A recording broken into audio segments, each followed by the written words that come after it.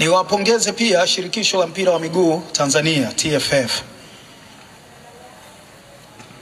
Kuna ule msemo unasema mnyonge mnyongeni haki yake mpeni. Mimi siutaki ule. Anyongwi mtu na haki yake anapewa.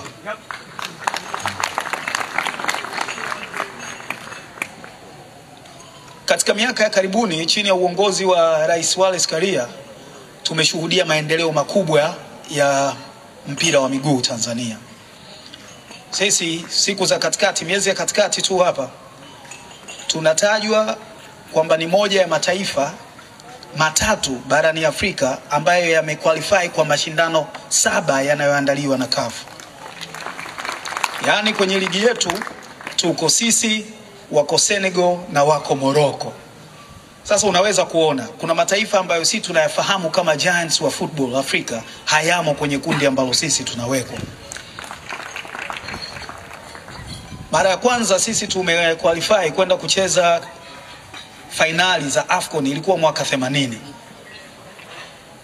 Wengine hata tulikuwa hatujazaliwa hapa. Mara ya pili tumequalify mwaka 2019, miaka 39 baadaye. Lakini toka 2019 tumequalify mara ya 3 sasa.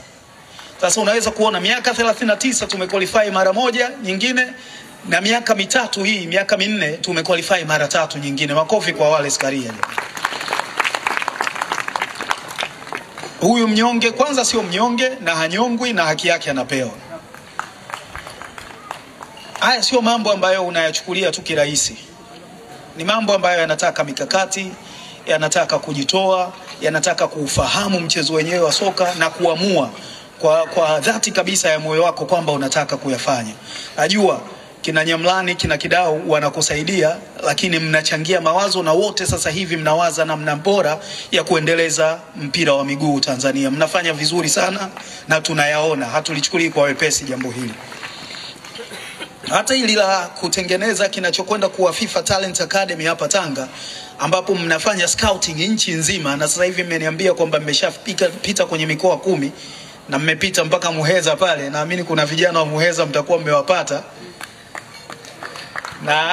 Naamini ni jambo kubwa sana kwamba mna vijana sasa hivi jumla 106 ambao mnawaweka pale. Zinatumika zaidi ya shilingi milioni 200 kuwalipia ada kwenye shule za binafsi ambazo wanasoma, lakini huku mkihakikisha mnasimamia vipaji vyao na waje kuliwakilisha taifa hili. Hili sio jambo dogo. Mnafanya vizuri sana. Kitakwimu hakuna uongozi wa TFF ambao umewahi kufanya vizuri kama nyinyi. Nilikuwa naongea na mzee wangu siku za karibuni, mmoja aliwahi kuwa rais wa shirikisho la mpira wa miguu Tanzania. Akawa ananiambia mimi sijui Karia na watu wake wanafanya vipi.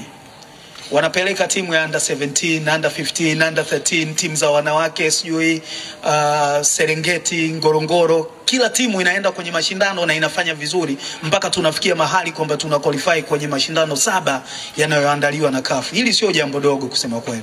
Hata waliowahi kuongoza TFF wanajua kwa jinsi ya hali ya kifedha ilivyo pale, kufanya jambo hili kuhakikisha timu zote hizi zinashiriki mashindano haya makubwa sio jambo dogo kusema kweli.